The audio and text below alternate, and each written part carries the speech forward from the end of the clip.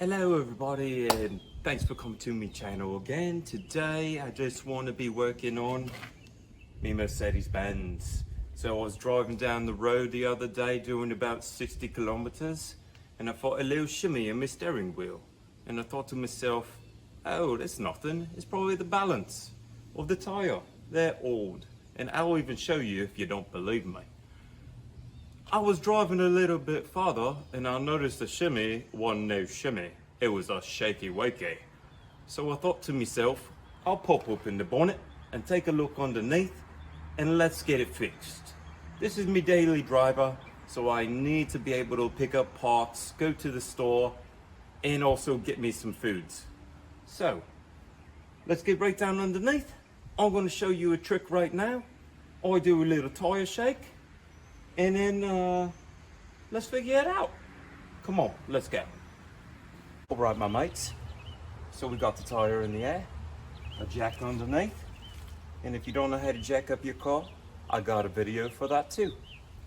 We got a handy dandy little stopper under here, which is called a jack stand. So if your jack ever goes down, you're not going to get crushed. So this is a little trick, eh? Take your car up in the air and you put two hands on it like this and you act like your significant other has told you you couldn't watch the footy. What do you mean? What do you mean? And you just give her a shake. So, can you hear it? Wobble, wobble, wobble. It's going back and forth. That means tie rod. Now I don't know if it's the inner or outer. We have to get underneath to take a look at that. But I'll tell you another little trick, and this is a bonus. And you'll have to subscribe just to get this one, eh? Hit the button. Okay. Now, if you go this way, which is not moving at all, that's the ball joint.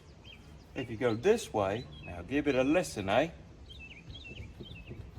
Wobble, wobble, wobble. That's the tie rod. Now, I gotta get the tire off so we can see what's really going on under here. Let's fast forward and get some work done. So we got the car with the tire off. We're ready to go to the next step. I'm gonna show you what the tie rod is. And the tie rod is right here. So you see how I have the wheel turned out, like you're making a left turn? That was so I can get easier to this part. If the rotor was flat, then this would be pushed back here and I'd be trying to get it behind the rotor, but now I have it turned out to me. And always, when you jack your vehicle up, always use a secondary jack stand. So, outer tie rod, we did the test, shake it back and forth, you know, for the wheel, and that's how you tell if the tie rod's bad. Shake it up and down, ball joint. So so this will move when you shake it up and down. Now this is called the outer tie rod, and there's a nut right here, and there's like these little bumps that hang off right here. You see these little bumps? Now you get a special tool, and I'm going to show you what that tool is here in a second, so I can hold the tie rod steady and crack this nut, which is probably a 21 or 22. We're going to look, you know. There's the nut. So I'll show you what the nut looks like when I take it off so you can get a clearer view. And then this nut on top, is a 21 for the Mercedes. Now sometimes you won't have this kind of nut that has these tapers in to grab the thread. Sometimes you'll have a nut and it has little slices in the side here and a little pin put through. That's called a castle nut because it looks like a castle because it's got the little openings where the archers used to hang out. And cotter pin. But you always have to use a cotter pin when you say castle nut, so people usually know that. That one you have to pull the pin out and then take the nut off. This one, the nut, it just tightens itself with these little side pieces, and I'll show you those as well when I take it off. And then the 21 just goes right on top, and then you would put your socket on here, but I'm going to use a gun and we're going to take this off and pull it out, and I'm going to probably do it in QuickTime and go ahead and show you how to do it. Let's fast forward. All right, so we've got the tire off, and we're gonna take the tie rod off here. So before I said it was a 21, but I was just matching it up. But I advise if you're gonna use a gun like I'm going to, that you use an impact socket. I don't know where my short one is, so I'm just gonna use this long one. If you're going to use hand tools, try to get it off with a breaker bar or something, 1/2 inch, I would use this. You don't need all this heaviness. Okay, so let's get right into it. So this top one is a 21, and you're just gonna rip it off backwards.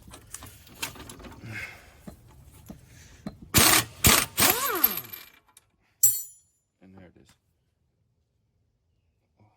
Okay, it's not hot. Sometimes they're hot, so don't just touch them, but see how this one has like these tops? This is not a castle nut, so don't worry about it. A castle nut is flat like this and has half of the nut taken away and has a hole through it. This is just a pinch nut. So I would only use this like maybe a few times, and then it'll start to widen out, and then it can't be trusted anymore. But when we put a new tie rod on, I put a new one on every time, because usually you get this in a container. So then I got my tie rod holding tool. I'm gonna hook that on the little edges that we showed before and try to catch it so it'll latch onto there so this won't move. And then the nut that's behind it here is a 21. So I got 21 wrench.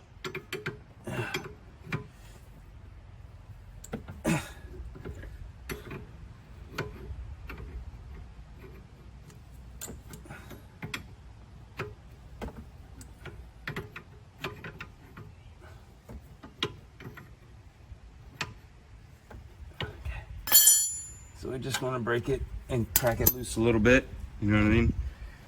And then I'm gonna get a hammer and I'm gonna show you a trick on how to get this out. So all it is this nut, you gotta break that away. Remember, you're not taking this nut off of anything. Using this nut to butt up against this piece. I'll show you what it looks like, because there's like a huge screw here. So only break this nut. I did about 3 or 4 turns just to make sure it's, completely off. And we got this one out, and we're just gonna release it. Now I went and grabbed the sledgehammer.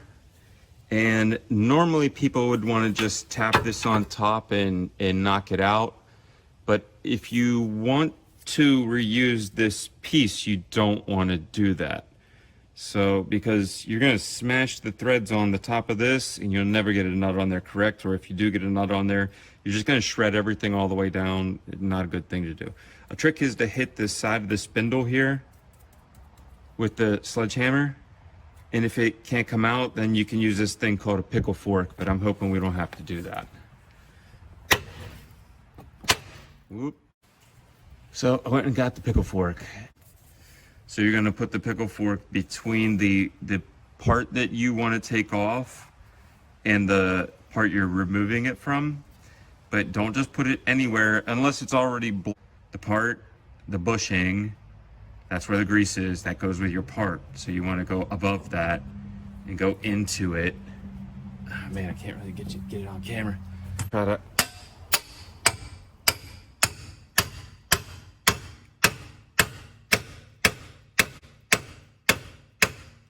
man. This one is really being a pain. So whatever grease was in there just squished out, because the pickle fork can only go so far, and it's going to ruin the piece anyway. And it is so stuck in there because I sprayed it with the brake fury. Remember to spray your stuff down. Make it easier on you. I get a little sand, like toothbrush. For sanding, I get this little wire toothbrush. I buy them cheap, anywhere. Walmart, Harbor Freight, AutoZone, cheap. Brush off the screw, the nut. This thing is called the nut. And then squirt the stuff on it. But that one was on there so hard I can't even break it off. This is the grease that keeps the ball moving around inside there. You see how nasty it was, right? So this is the tie rod. So now that we broke it free from here and we broke this nut, we should just be able to turn it and turn it off.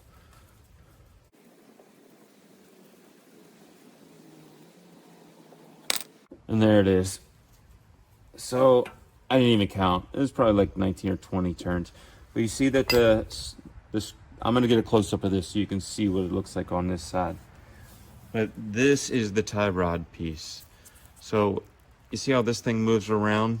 I'm gonna show you what the new one looks like. If your tie rod does this and you're trying to save it, just spend the money. I would rather you get a knockoff one that's new than go around with this. You know, I'm driving, this is holding my tire and I can feel it wobbling, like it's wobbling. You see that this hand is not moving here. I have it against my knee.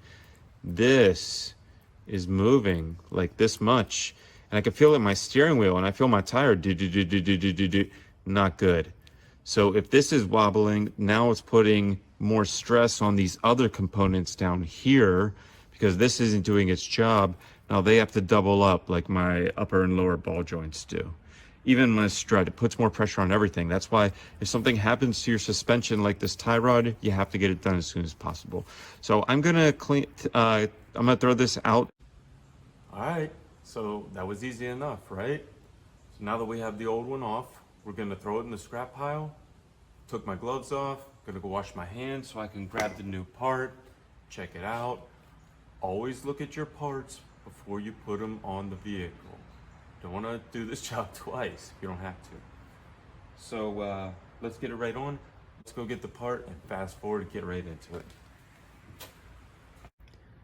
So let's look at these two parts. This is the old one.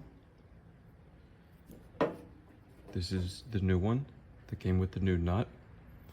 And I put them up to each other and they are practically the same. So I'm pretty confident if I put the nut, however many turns I went back that way forward, I will get about the same area as where this one is gonna go, you know? But anytime you take steering components apart, get a new steering component, you should always get an alignment. So you see the nice beefiness in this? This one's gone.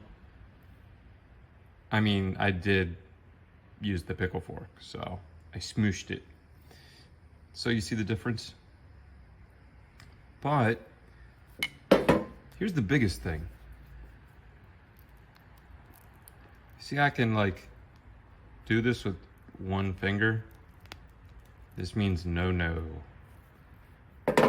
And this one,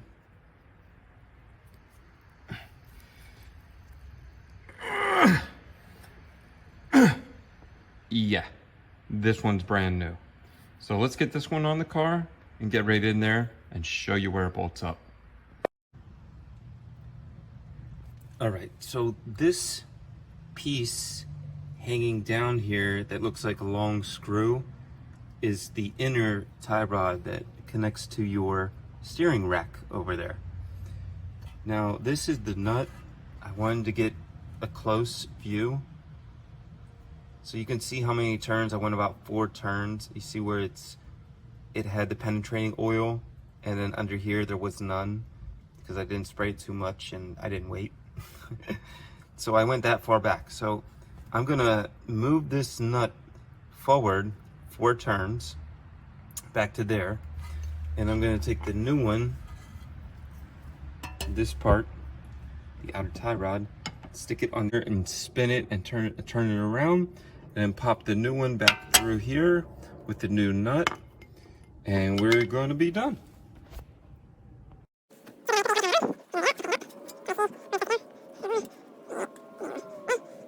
It's in the same hole where the spindle is here, but I'm gonna try to move the spindle around. You don't want to knock this with the hammer around. You want to try to move the spindle around.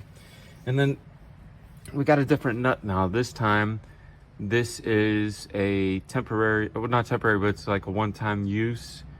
You have to check and see if you can use this more than one time, but the plastic is now the lock, whereas the original manufacturer, the pinch was the lock. So now when they remake it, they do it this way. So we're just going to tighten that back up. So I'm going to tighten this back down with the 21. I'm going to tighten this up the nuts over here with my 21 and my tool, and that's it. I'm going to go take it around the block and see how she drives, and there she goes.